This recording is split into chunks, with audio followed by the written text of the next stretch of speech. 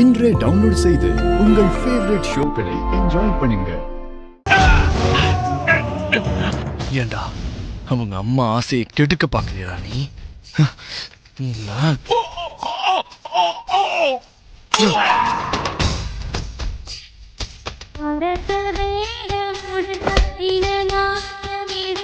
அசைந்தது பதவிதை ஈசா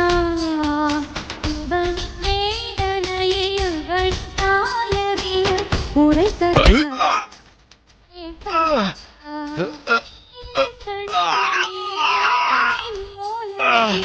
கருணை பொழிந்திட நந்தை நாதனே கைலை வாசனே கடுப்புய போக்கி